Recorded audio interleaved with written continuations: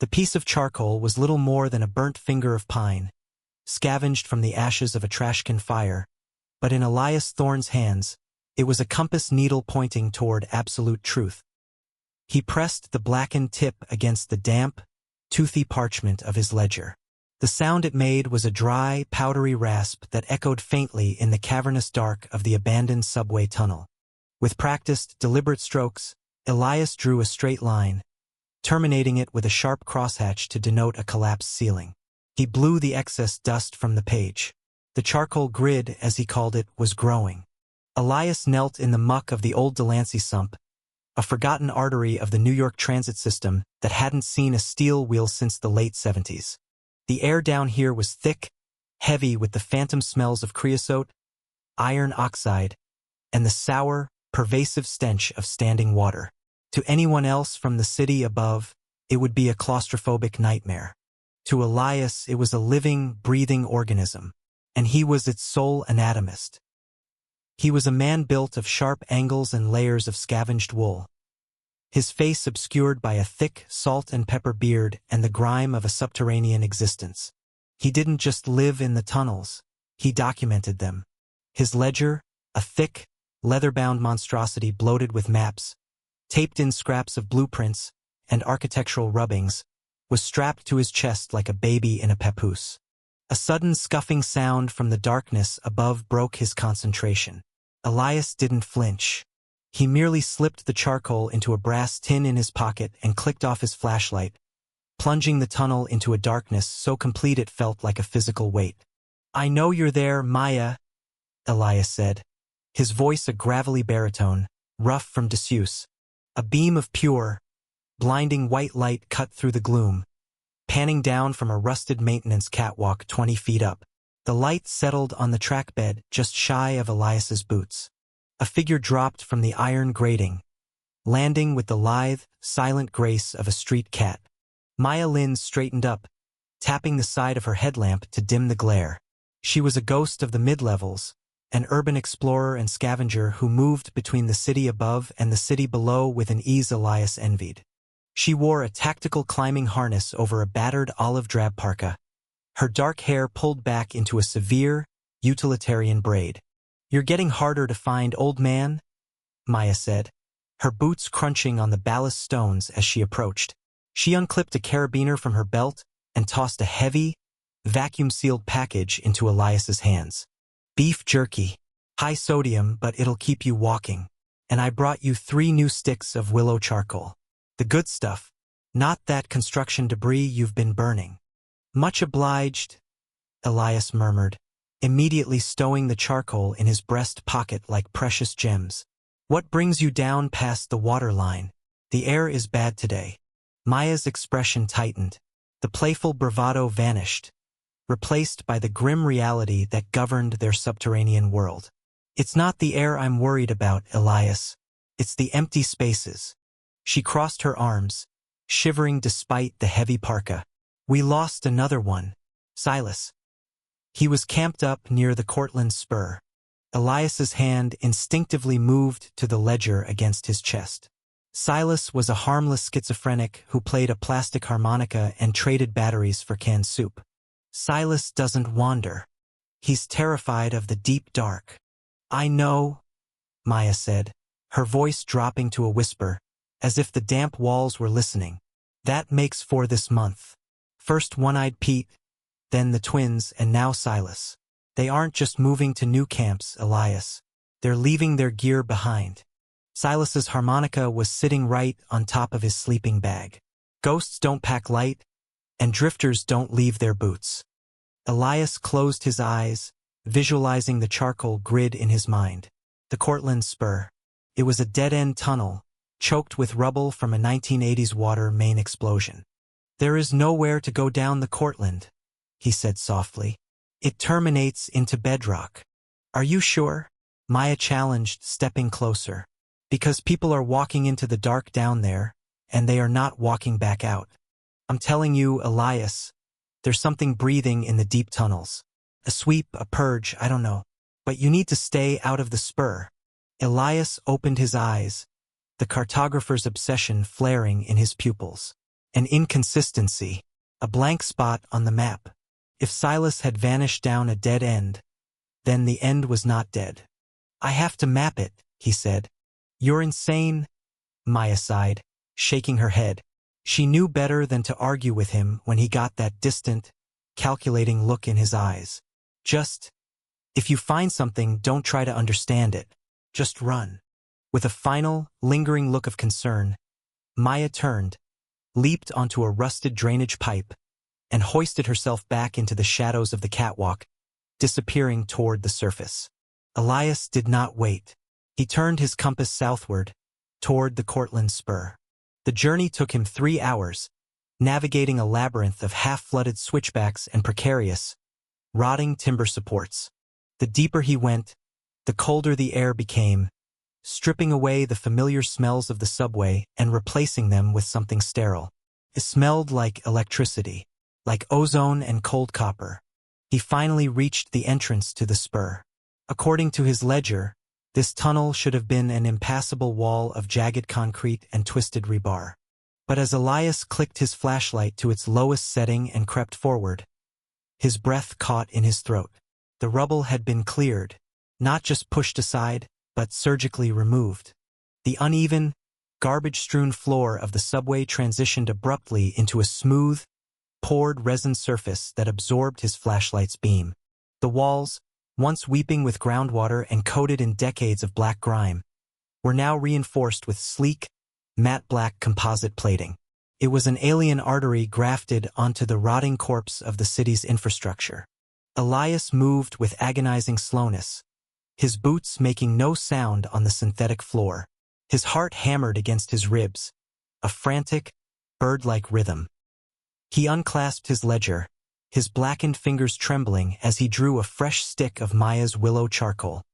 He began to sketch as he walked, his eyes darting between the paper and the impossible tunnel.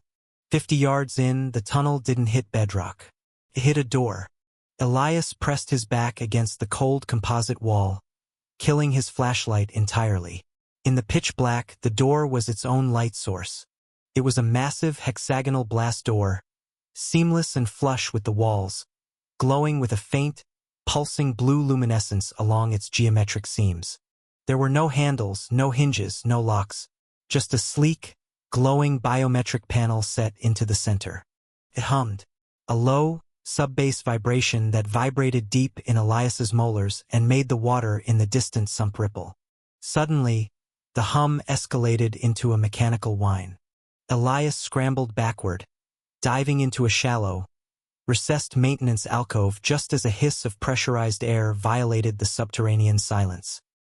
He pulled his knees to his chest, clutching his ledger, terrified that the frantic beating of his heart would give him away. The massive blast door split down the middle, the two halves retracting into the walls with the heavy, hydraulic grace of a bank vault. Brilliant, clinical white light spilled out into the dark tunnel, blinding Elias for a fraction of a second. Footsteps echoed, not the shuffling, hesitant steps of a drifter, but the sharp, authoritative click of expensive leather on resin. Elias dared to peek around the edge of his alcove. A man stepped out of the blinding white threshold. He was entirely incongruous with the world below the pavement. He wore a bespoke, charcoal-gray cashmere overcoat, immaculately tailored, over a crisp white shirt. His silver hair was swept back perfectly, his face a mask of aristocratic indifference. 2 towering figures in matte black tactical armor flanked him, their faces obscured by opaque visors. The atmospheric scrubbers are failing in Sector 4. The man in the cashmere coat said, his voice crisp, cultured, and utterly devoid of warmth. Have the engineering team bypass the secondary vents? Yes, Mr. Sterling. One of the armored guards replied, his voice digitized through a helmet speaker. And the new acquisitions? Vance Sterling paused, looking down at the toe of his polished Oxford shoe. He grimaced slightly, as if the mere thought of the dirt outside his door offended him. The vagrants? Process them. The biometric data is what matters. If their nervous systems can't handle the neural interface, liquidate the assets and incinerate the remains. We need viable subjects, not rotting meat. Elias pressed his hand over his own mouth, choking back a gasp. Silas, One-Eyed Pete, the twins. They weren't just missing. They had been harvested. Understood, sir, the guard said. Keep the perimeter tight, Sterling commanded, turning his back on the dark tunnel. The surface cannot know this ledger exists until the grid is fully operational. Ledger, grid.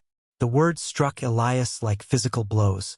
This man, this Vance Sterling, was speaking his language, but twisting it into something monstrous. Sterling stepped back into the blinding light.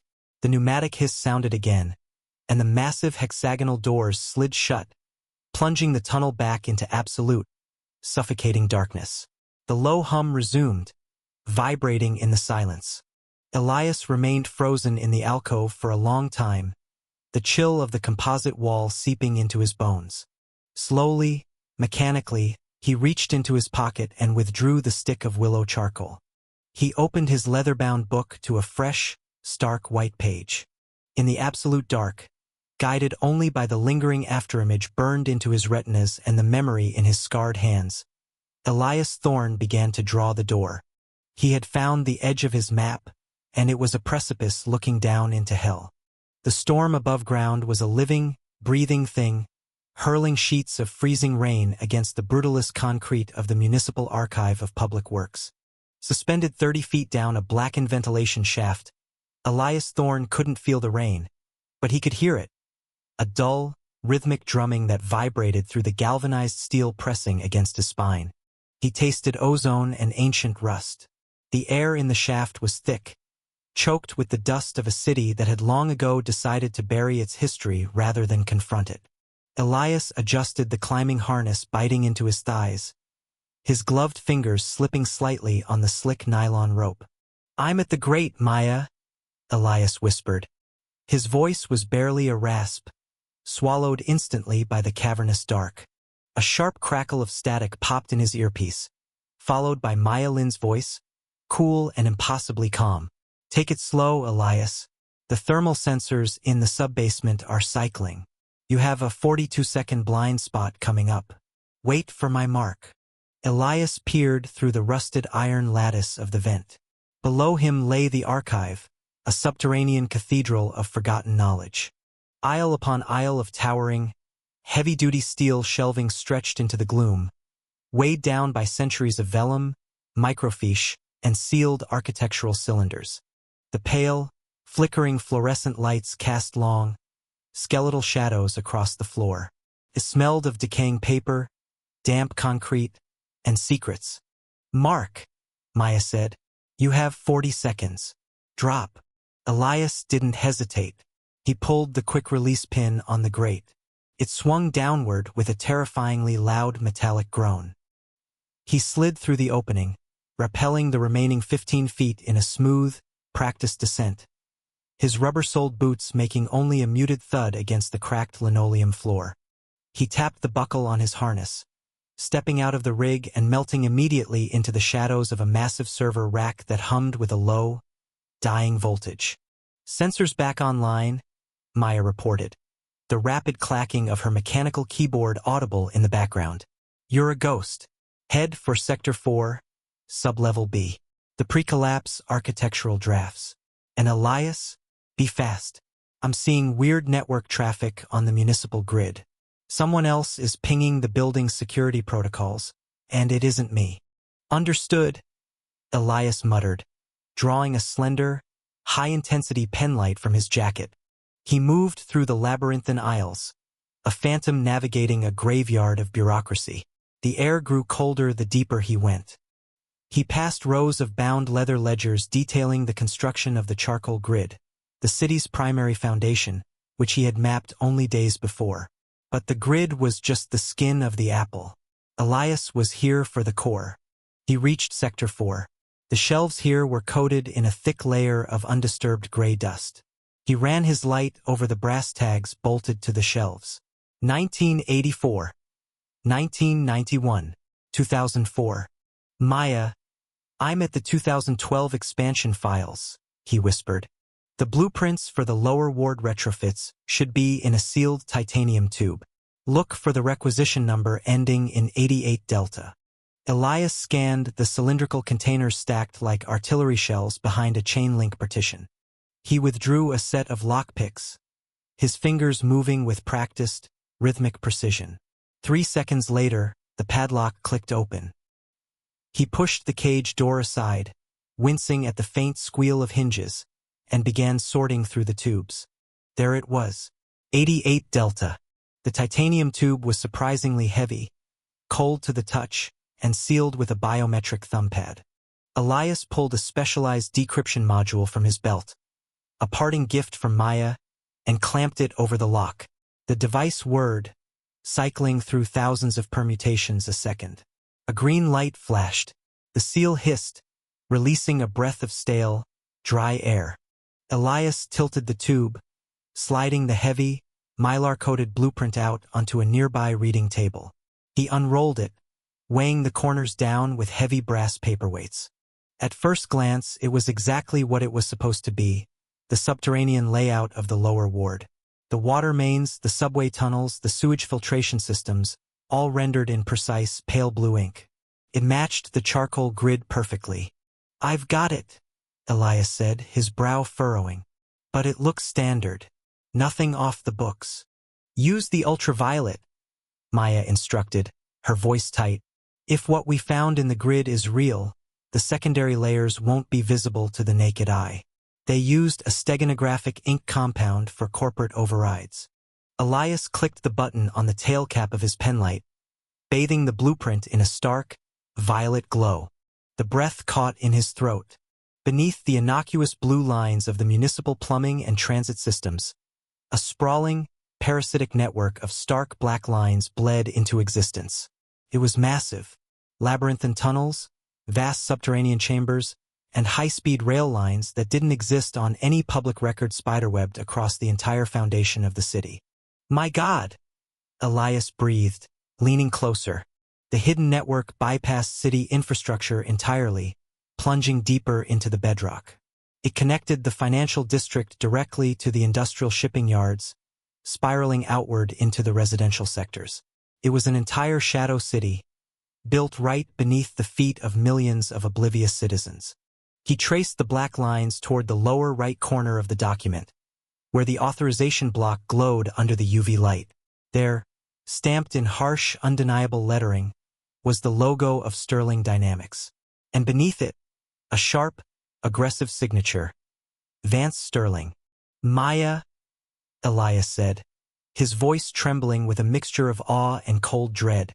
Sterling didn't just bribe the city council for building rights. He built his own infrastructure, a massive, unrecorded tunnel network. It's a subterranean empire. He can move anything, weapons, tech, people, completely off the grid. No Ubersaut. No customs. No police. Elias?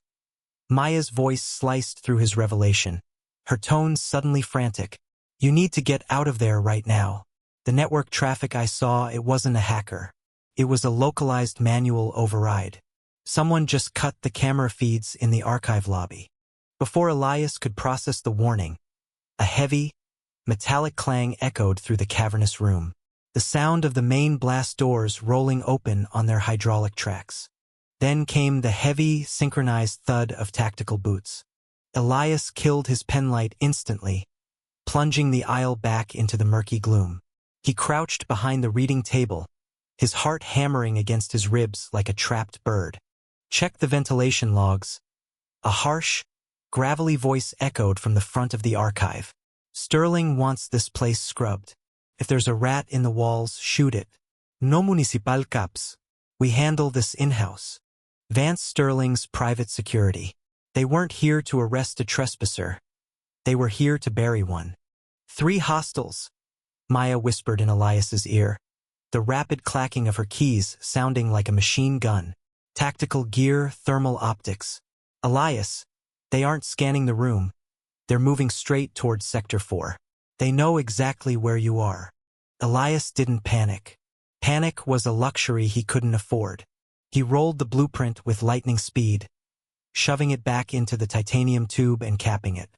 He slung the tube over his shoulder, securing it tightly to his back. "Give me an out, Maya," he whispered, pressing his back against the cold steel of the shelving unit. Beams of harsh, white tactical light began sweeping through the aisles, cutting through the dusty air like physical blades. "There's an old pneumatic transit pipe in Sector 7, about 40 yards to your left," Maya said. "It connects to the old postal subway. It's tight, Elias. Real tight. Better tight than dead." Elias dropped to his hands and knees. He could smell the gun oil and damp wool of the approaching mercenaries.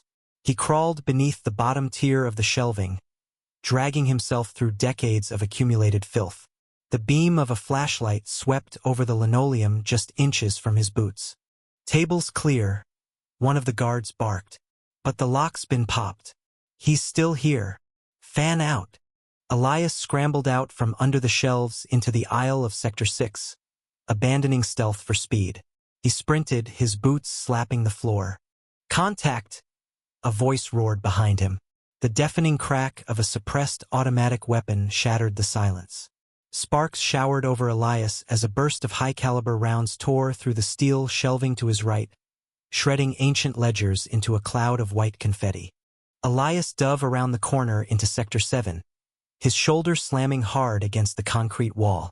He spotted the pneumatic transit pipe, a heavy iron door set low into the brickwork, rusted shut. 10 seconds before they flank you," Maya yelled. Elias grabbed the heavy iron wheel of the pneumatic door. He planted his boots against the wall and pulled with everything he had. The muscles in his back screamed. For a terrifying second, the wheel didn't budge. Then, with a harsh shriek of breaking rust, it turned. He ripped the door open, revealing a pitch-black, circular tunnel barely wide enough for his shoulders. Footsteps pounded around the corner. "There!" Elias threw himself headfirst into the pipe just as another volley of gunfire chewed the brickwork to dust where his head had been a fraction of a second before. He reached back, grabbing the handle of the iron door, and slammed it shut, plunging himself into absolute, suffocating darkness. The heavy thud of bullets striking the other side of the iron door rang in his ears like a morbid bell. Elias lay in the cramped, freezing pipe, gasping for air, the cold titanium cylinder containing Vance Sterling's greatest secret pressing hard against his spine. "Maya!" He breathed into the comms, his voice shaking but triumphant. "I'm in.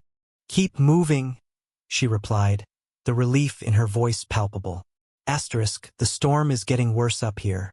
Let's get you home. We have a lot of reading to do." Elias began to crawl forward into the dark, the stolen blueprints serving as his only map to a war that had just begun. The rain in the upper city tasted like copper and engine exhaust, but down here, where the iron grates gave way to the buried rot of the metropolis, the air tasted only of old secrets. Elias Thorne stood in the shadows of a defunct subway maintenance shaft, waiting. He held the stolen blueprints, a heavy, flex-glass cylinder that hummed with faint, internal luminescence, tightly against his ribs. The schematics he had ripped from the charcoal grid 2 nights ago felt like a live grenade in his pocket. They were the map to an empire of lies, and if the man who owned that empire found out they were missing, Elias wouldn't live long enough to see the surface again. A sharp scrape of boot rubber against wet concrete echoed down the shaft. Elias's hand drifted instinctively toward the grip of the mag pistol holstered at his thigh. "Relax, Thorne. If I were one of Sterling's hounds, you'd already be bleeding out." A voice whispered from the gloom. Maya Lin emerged from the suffocating darkness, her silhouette fracturing the pale, ambient light. She wore a heavy canvas trench coat slick with chemical rain, the collar turned up against the damp chill. Once, Maya had been the premier investigative journalist for the Chronicle, a woman whose byline made senators sweat and corporate barons bleed stock value. That was before she dug too deep into the Subterranean ledger. Before Vance Sterling decided she was a nuisance. Now, she was a ghost, disgraced, blacklisted, and stripped of her credentials, forced to navigate the underworld she had once only written about. "You're late," Elias said, letting his hand drop from the weapon. "I had to shake a pair of corporate fixers near the viaduct," Maya replied, her dark eyes locking onto the plexiglass cylinder in his hand. A hungry, vindicated gleam flickered across her face. "You actually got them. I thought the charcoal grid was impenetrable." "It was. I improvised," Elias said, tapping the cylinder. A faint holographic projection flared to life between them, mapping a sprawling, labyrinthine network of tunnels beneath the city's bedrock. "The coordinates for the holding pen are locked. Sector 4, deep in the jagged veins. You sure you know the way?" Maya let out a bitter, breathless laugh. "Sterling ruined my life to keep me out of Sector 4. I've spent the last 18 months memorizing every blind alley and rat hole down here. I know the way." She brushed past him, taking the lead as they descended deeper into the subterranean abyss. The maintenance shaft gave way to a vast, natural cavern that had been brutally widened by industrial boring machines decades ago. The walls here were rough and jagged, a violent landscape of fractured granite and exposed, rusting rebar that looked like the broken ribs of a leviathan. It was not entirely dark. The surface city was a sleepless beast of hyper-commercialism, and its light bled down into the earth. Massive fissures in the bedrock above allowed the runoff from the city's monolithic advertising boards to filter down into the depths. The water dripping from the jagged ceiling was laced with chemical phosphorescence, glowing in toxic hues of cyan and magenta. Puddles of iridescent sludge gathered in the uneven floor, reflecting the leaking neon light and casting long, trembling shadows against the cavern walls. "Watch your step," Maya warned, her voice low, swallowed by the oppressive hum of distant generators. "The rock here is unstable." Sterling's mining drones tore through this sector haphazardly to build his little black site. "Why put a holding pen down here?" Elias asked, carefully sidestepping a pool of glowing, viscous liquid. "Sterling owns half the high-rises in the financial district. He could hide his collateral in plain sight. Because the ledger isn't just about money, Elias. It's about people," Maya said, glancing back at him over her shoulder. The harsh magenta light caught the sharp angle of her jaw and the deep, exhausted shadows beneath her eyes. "Vance Sterling operates an off-the-books economy. Debtors who can't pay don't just declare bankruptcy. They vanish. They become indentured assets. You can't keep 1,000 screaming, desperate assets in a glass tower. You bury them." Elias felt a cold knot tighten in his stomach. He had stolen the blueprints on a contract, paid by an anonymous rival of Sterling's to find a weakness in the billionaire's armor. But walking through this neon-drenched purgatory, the reality of what the ledger actually was began to crush him. They moved in silence for what felt like hours, navigating the treacherous, jagged veins of the earth. The air grew thicker, heavier, smelling of rust, ozone, and unwashed bodies. Above them, the neon leakage shifted from a sickly cyan to a violent, pulsating red, the runoff from the red light district's holographic marquise miles above. It bathed the tunnel in the color of fresh blood. Maya raised a closed fist, bringing Elias to a sudden halt.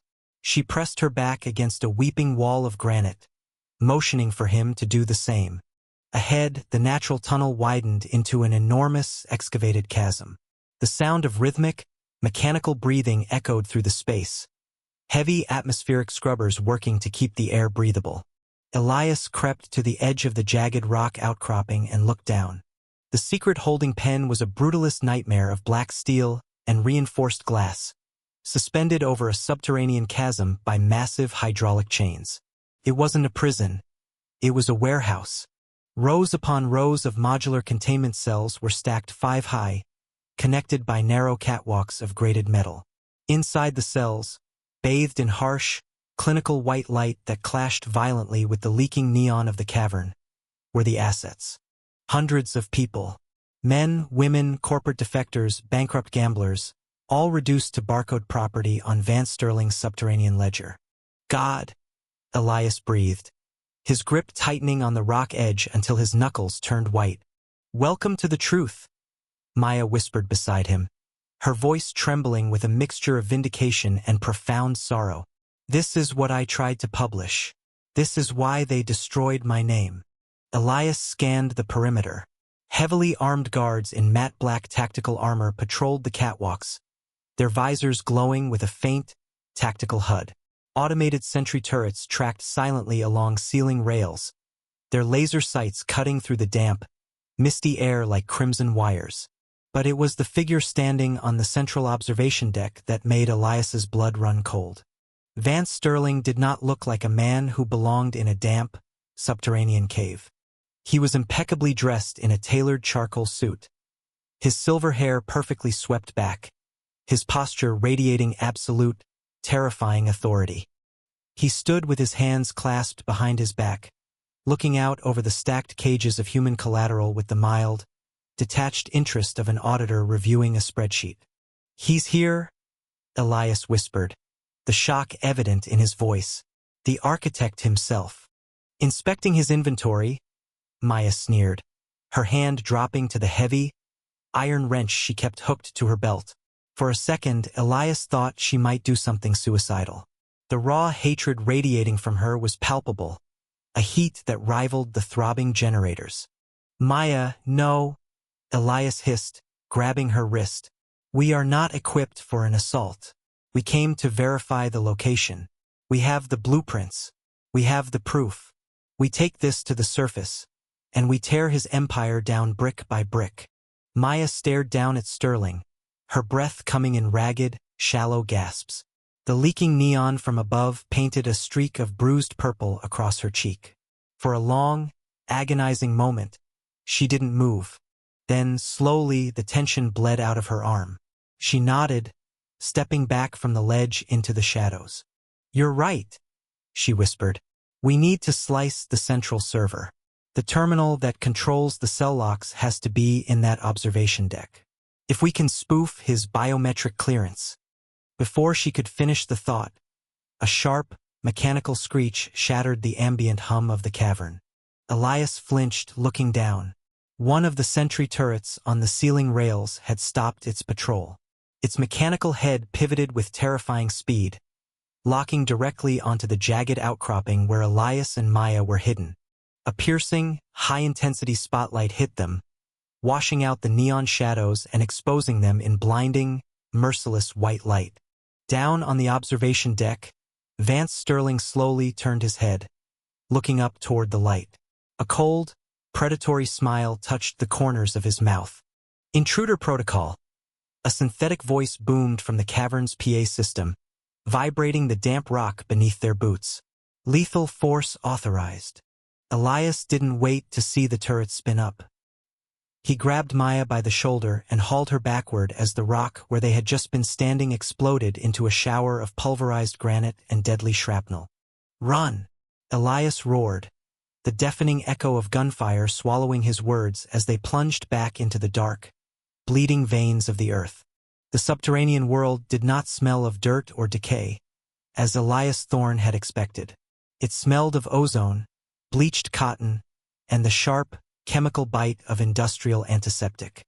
For the past 3 hours, Elias and Maya Lin had been crawling through the city's forgotten respiratory system, a labyrinthine network of primary ventilation shafts that bypassed the neon-choked slums of the surface.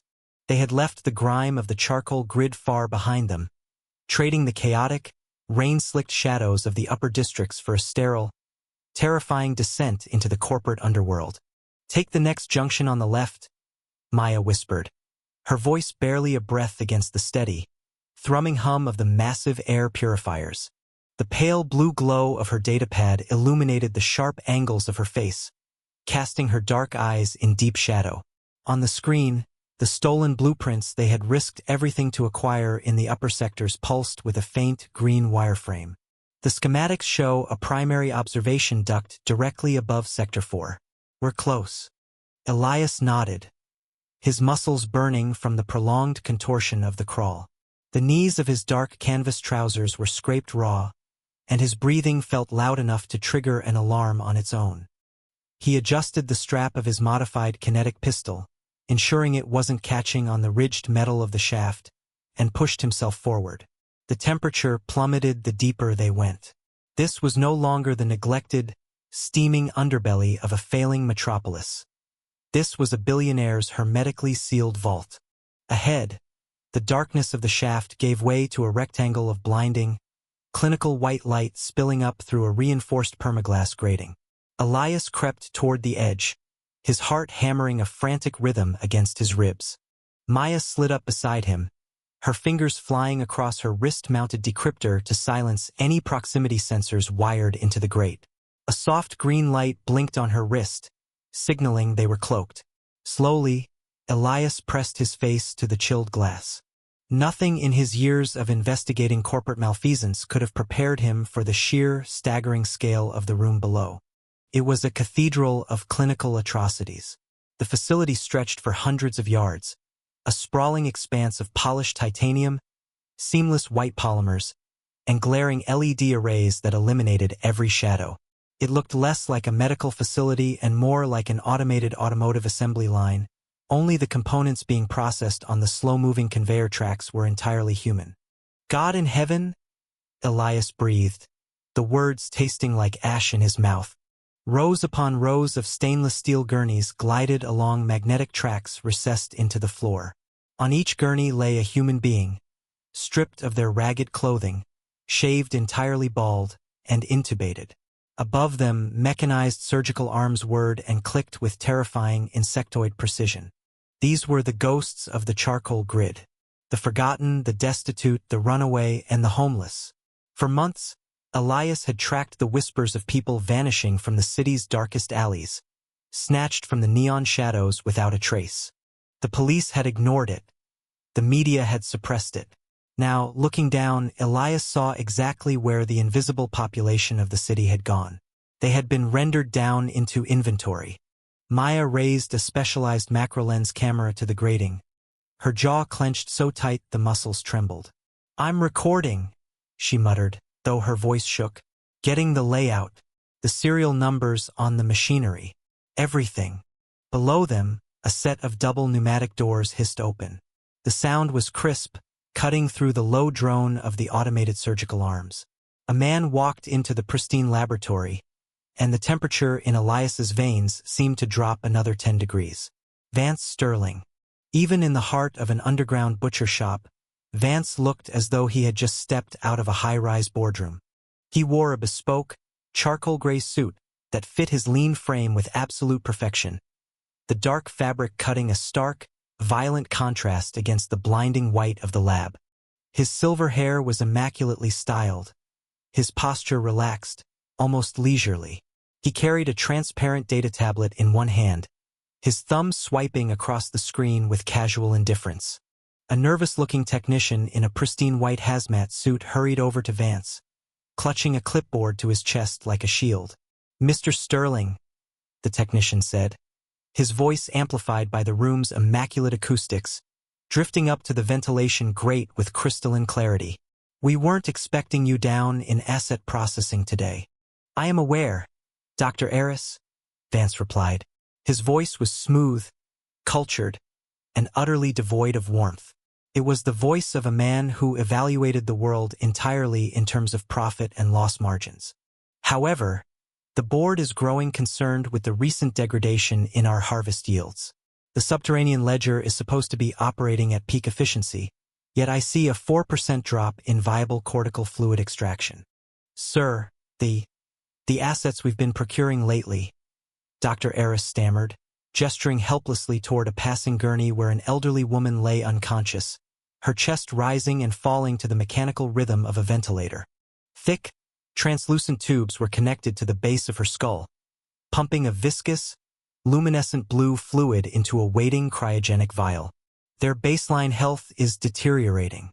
The malnutrition and ambient toxin exposure from the grid, it compromises the neural synaptic pathways. We have to filter the biological material 3 times to achieve the purity required for the elite longevity serums." Vance stopped walking. He turned slowly to face the technician, his expression intensely calm.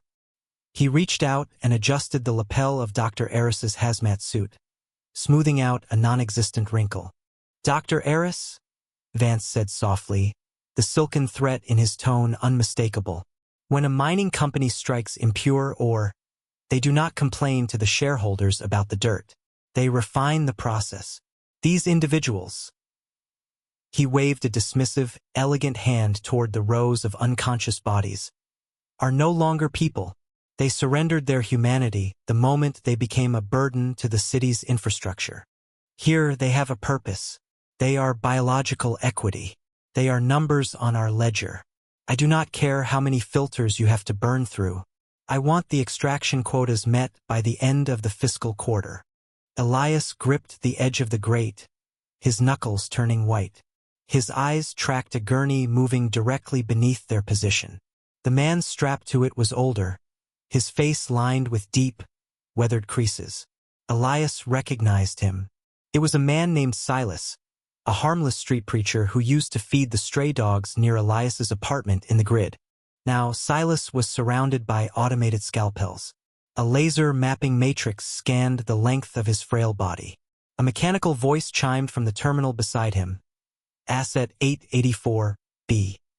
Organ viability, 74%. Cortical fluid density, optimal. Commencing extraction. Maya, Elias whispered, a raw, burning sickness rising in his throat. What exactly are they extracting? Maya's fingers danced across her wrist console, interfacing the stolen blueprints with the camera's feed, translating the encrypted medical telemetry flashing on the screens below. When she looked up at Elias, her dark eyes were wide with a terror he had never seen in her before. Everything, she breathed. Elias, they aren't just taking blood or spinal fluid. The machinery, it's a systemic biological breakdown. They are harvesting the neuropeptides, the stem cells, the marrow. They're processing them down to their base genetic materials to synthesize the regenerative therapies Vance's company sells to the ultra-rich. The process, it leaves them empty. It leaves them brain-dead husks. They dispose of the remains in the city's thermal incinerators. Elias stared down at Silas just as a thick, mechanized needle descended toward the base of the old man's spine. The casual, industrialized cruelty of it paralyzed Elias. This wasn't a murder. It was an assembly line of death, neatly categorized and filed away in Vance Sterling's corporate portfolio. We have to stop it, Elias said, his voice trembling with a sudden violent rage. He reached for the heavy grating. We have to shut the primary power grid down right now. Elias, no. Maya hissed, grabbing his arm with surprising strength. We can't take them all. There are automated turrets recessed in the ceiling. Look, if we break stealth, we're dead in seconds. We have the proof. We need to get this footage to the underground network.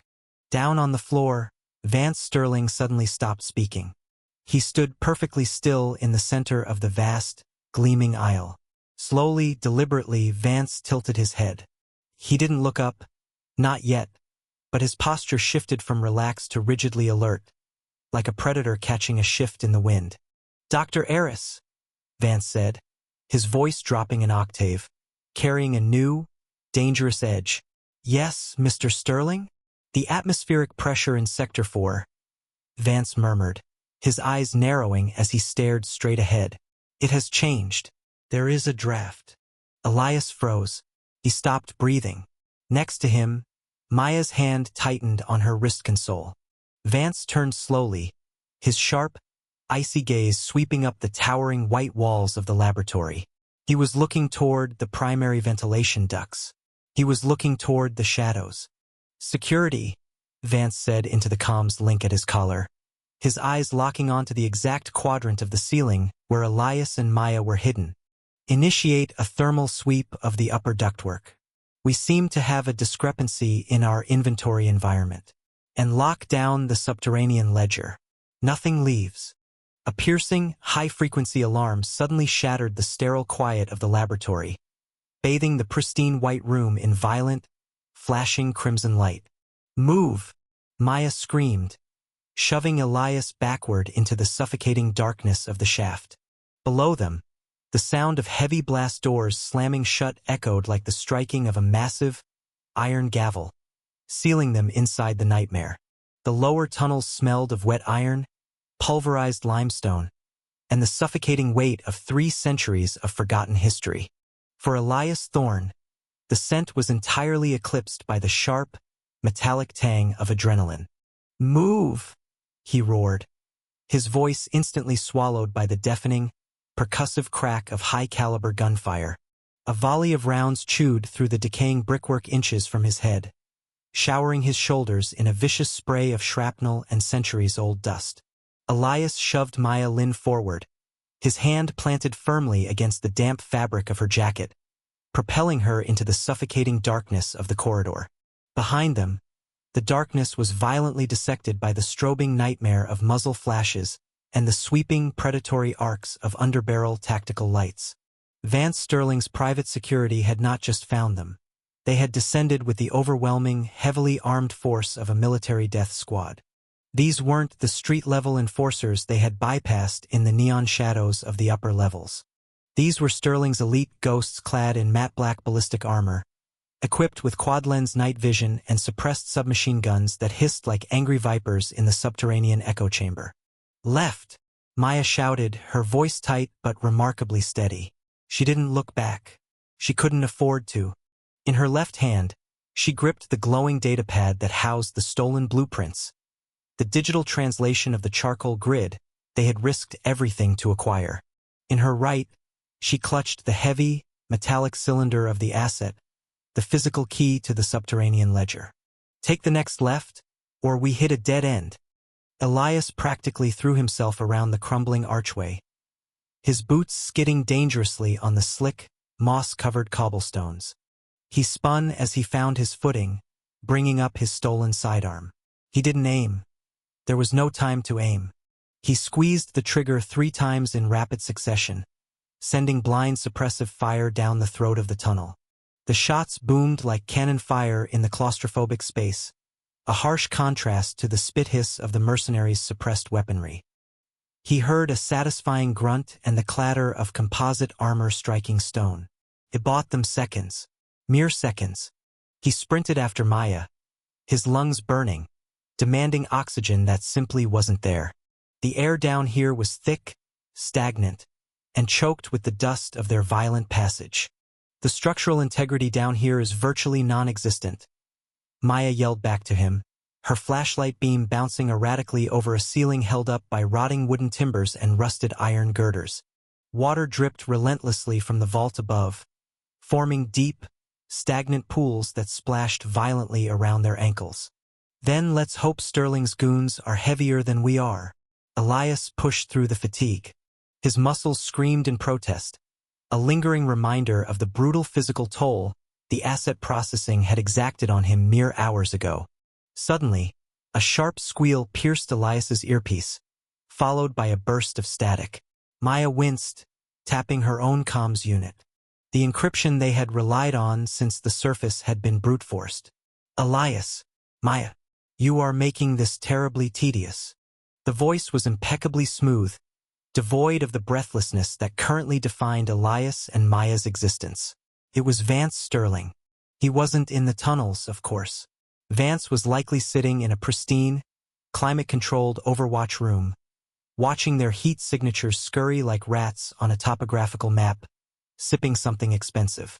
"Tell your dogs to heel, Vance," Elias barked between ragged breaths, keeping his pace matched with Maya's as they wove through a labyrinth of discarded mining equipment and collapsed masonry. "They aren't dogs, Elias. They are an inevitability."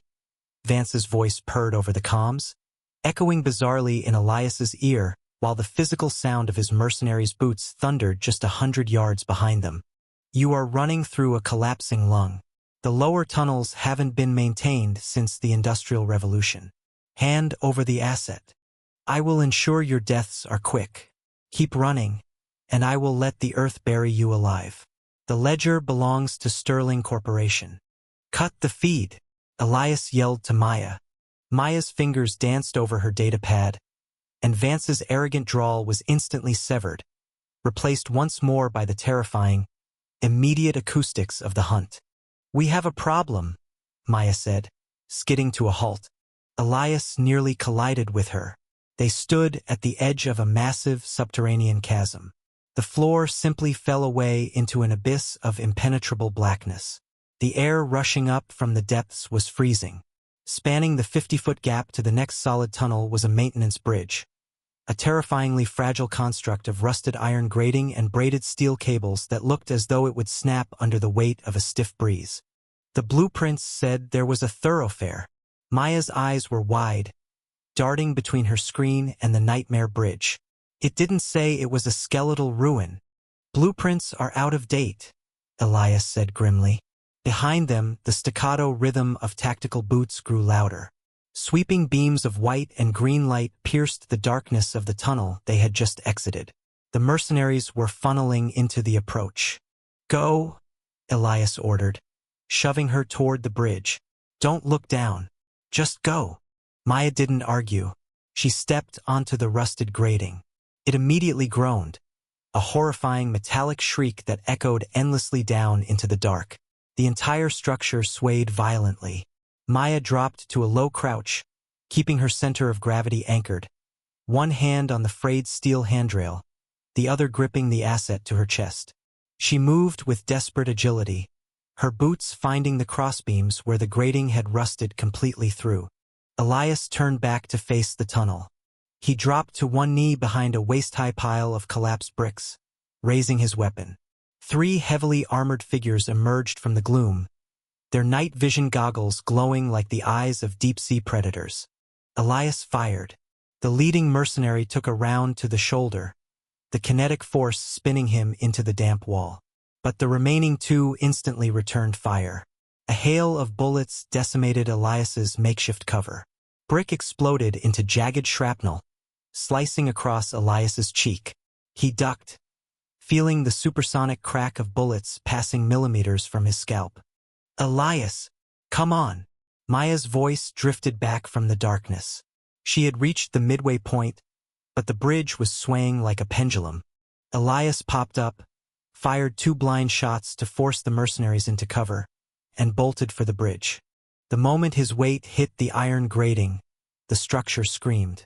A steel cable snapped on the left side with a sound like a thunderclap, whipping through the air and sparking brilliantly as it struck the stone wall.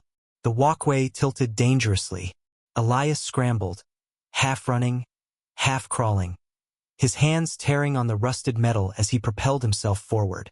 The mercenaries rushed the edge of the chasm, their flashlights illuminating Elias like a moth pinned to a board. Target acquired. A synthesized voice boomed from one of the soldiers. Elias saw the laser sights lock onto his chest. He threw himself forward, sliding the last 10 feet across the grating, slamming hard into the solid stone edge of the far side.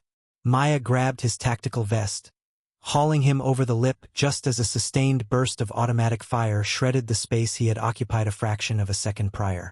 They're coming across, Maya yelled, panic finally bleeding into her composure. Elias rolled onto his back, his breath coming in ragged, bloody gasps. He looked at the bridge. The first mercenary had already stepped onto the rusted iron, his weapon raised, moving with trained, terrifying balance. Elias didn't look at the mercenary. He looked at the primary anchor bolts holding the remaining steel cables to the stone wall on their side of the chasm. The masonry around the bolts was cracked, ancient, and crumbling. He raised his gun. He had exactly 3 bullets left in the magazine. Elias, what are you doing? Maya screamed. He didn't answer. He exhaled, steadying his trembling hands. He aimed at the rusted, fatigued iron housing of the primary tension anchor. He pulled the trigger. Crack. Sparks flew. The bolt shuddered. The mercenary on the bridge froze, realizing exactly what Elias was aiming at. He pulled the trigger again. Crack. The iron housing fractured. A spiderweb of cracks shot through the stone. The mercenary yelled something, turning to scramble back, but it was too late. Elias fired his final round. Crack. The bullet struck the weakened fracture perfectly. With a catastrophic, groaning roar, the stone gave way. The massive iron anchor tore free from the wall. The remaining tension cables whipped violently through the air, and the entire maintenance bridge simply collapsed. The sound of twisting, tearing metal was deafening. The mercenary didn't even have time to scream as the walkway dropped from beneath his feet, plunging him into the freezing, bottomless dark. The heavy splash echoed up seconds later, distant and final. On the far side of the chasm, the remaining mercenaries stood helpless, their flashlights cutting through the dust cloud, illuminating nothing but the void between them and their prey. Elias let his empty gun slip from his fingers, his head thumping back against the cold, damp stone of the tunnel floor. His heart was hammering a frantic rhythm against his ribs. He looked over at Maya. She was pale, coated in limestone dust, but she was clutching the asset tightly. "You insane bastard," she breathed, a shaky, adrenaline-fueled laugh escaping her lips. "We broke the bridge," Elias rasped, tasting copper and dust. "They can't follow us." Maya looked down the dark, unbroken tunnel stretching out behind them, plunging even deeper into the earth. The air here was different, colder, heavier, humming with a low, almost imperceptible vibration. "No," Maya said softly, her eyes reflecting the pale light of her datapad as it synced with a new, localized network. "They can't follow us, but we can't go back either." She looked at Elias, the realization settling heavily over them both. "We're in the vault layer now, Elias. This is the end of the line. The ledger is right below us." Elias slowly pushed himself to his feet, ignoring the screaming agony in his joints. He stared into the pitch-black descent ahead of them. The hunt was over, but the true descent had just begun. The subterranean world was dying, and it was screaming as it went. Deep beneath the immaculate glass and steel perfection of the upper metropolis, the charcoal grid was tearing itself apart.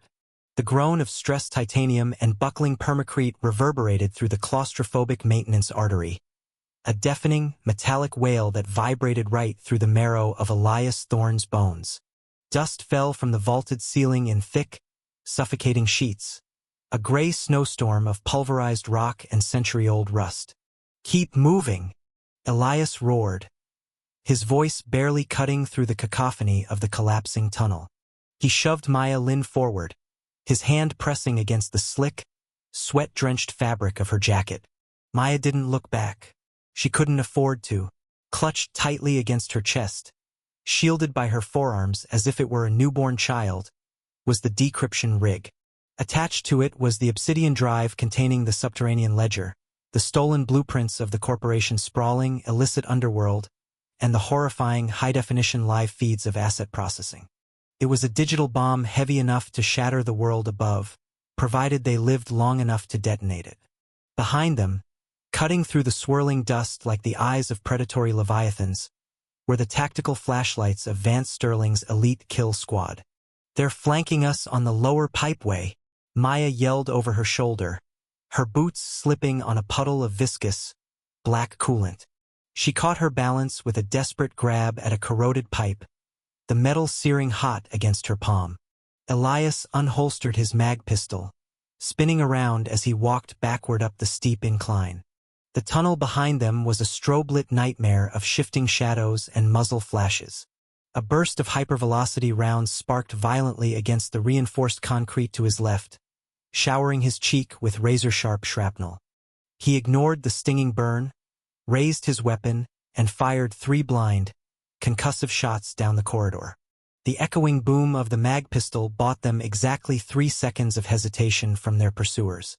"Sterling isn't going to let us reach the surface," Elias shouted, tasting copper and ash on his tongue. "He'll bury us alive first." As if summoned by the mention of his name, a voice boomed over the tunnel's emergency public address system. The speakers were distorted, blown out by the subterranean pressure, but Vance Sterling's icy, aristocratic drawl was unmistakable. "You are fighting gravity, Mr. Thorne?" Sterling's voice echoed, cold and utterly devoid of panic, despite the fact that thousands of tons of rock were actively shifting above their heads. "The grid is sealed. The ascension elevators are powered down. Give me the drive, Maya. I will make your processing painless. I will give you the mercy of a quick erasure." "Go to hell," Maya screamed at the nearest rusted speaker box. "We're already there," Elias muttered grimly.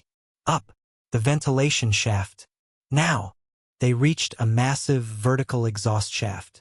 The primary fan blades, each the size of a commercial aircraft wing, had ground to a halt decades ago, seized by rust and neglect. A terrifyingly fragile-looking maintenance ladder climbed the inner wall of the cylindrical silo, disappearing upward into a sliver of pale, ambient light. The surface. "Climb!"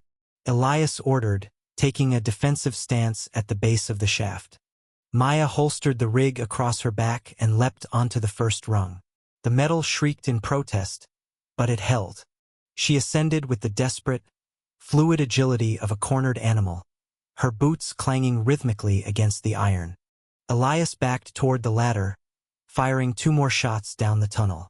The shadows parted, and Vance Sterling emerged from the haze of falling concrete. The corporate enforcer looked utterly out of place in the dying bowels of the earth. His bespoke charcoal suit was dusted with debris, but his posture was immaculately straight. In his right hand he held a sleek, silver particle revolver, leveled directly at Elias's chest.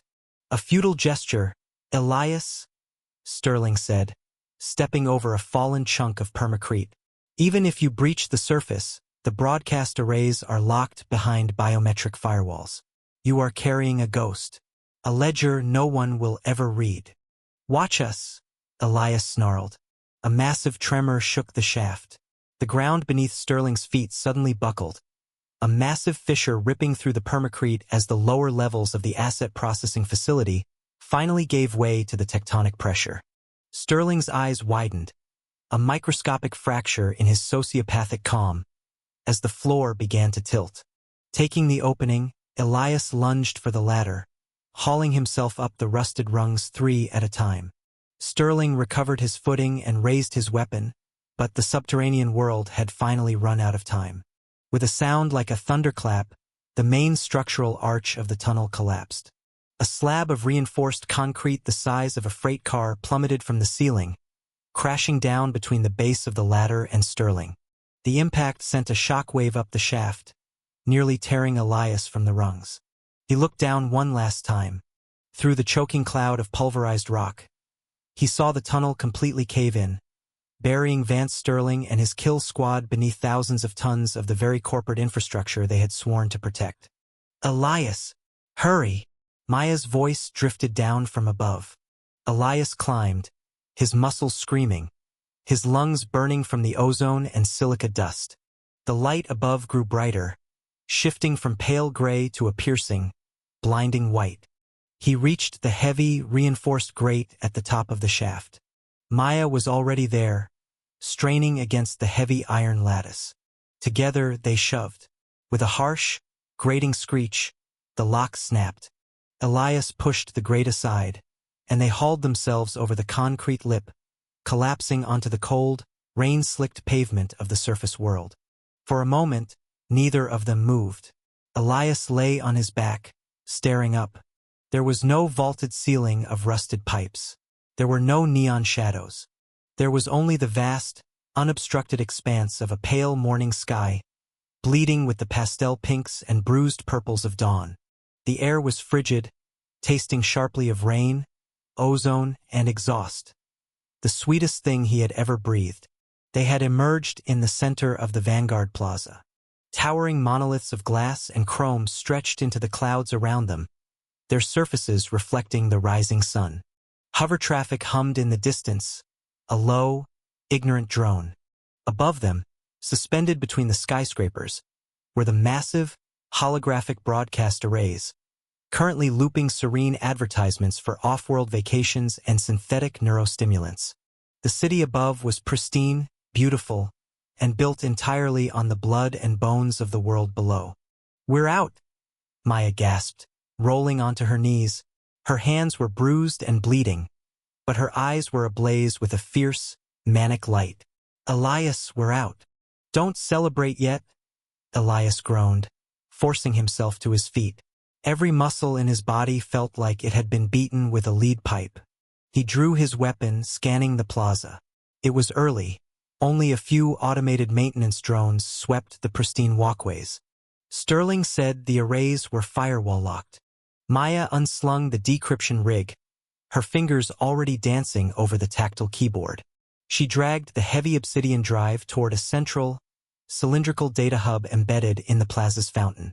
Sterling underestimated what I can do with a hardline connection and a stolen executive cipher. Cover me. Elias stood by her, his gun lowered but ready, his eyes darting across the sprawling plaza. Maya ripped a service panel off the data hub, exposing a tangle of fiber-optic nerves. She spliced the decryption rig directly into the city's central nervous system. The rig screen flared crimson, then yellow, then a steady, pulsing green. Bypassing the primary firewall, Maya muttered, her eyes locked on the scrolling code. Using Sterling's own security clearance against the system, routing the broadcast through the emergency planetary alert network. They can't shut this down without cutting power to the entire eastern seaboard. Do it, Elias said, the memory of the holding cells in asset processing flashing behind his eyes. Maya hit the final key with the palm of her hand. Uplink established. Broadcasting the Subterranean ledger. Now, for 3 agonizing seconds, nothing happened. The city continued its gentle morning hum. The holographic advertisements continued to smile down at them. Then, all at once, the vanguard of the corporate empire shattered. Every single holographic billboard, every public terminal, every glass facade that doubled as a screen in the Vanguard Plaza flickered wildly. The soothing blues and golds of corporate branding were violently ripped away, replaced by the stark, sterile black and white grid of the stolen blueprints. A digitized voice, loud enough to echo off the glass canyons of the city, boomed from the sky arrays. Emergency override. Classified Archive. Subterranean Asset Processing. Authorized viewing. Elias watched as the blueprints expanded across the sky, detailing the massive, illegal human harvesting factories buried miles beneath the citizens' feet. The schematics showed the holding pens, the genetic extraction labs, the incineration chutes. It was irrefutable mathematical proof of the genocide powering their utopia. But Maya didn't stop at the blueprints. The screens flickered again, and the live footage began to play. Uncensored, raw, and terrifying. It showed the emaciated prisoners of the charcoal grid, the brutal crackdowns by Sterling's enforcers, the assembly lines of human commodification. The horrors of the dark were suddenly magnified 1,000 times over, plastered across the pristine dawn sky for millions to see. Down on the street level, the few early morning commuters stopped dead in their tracks.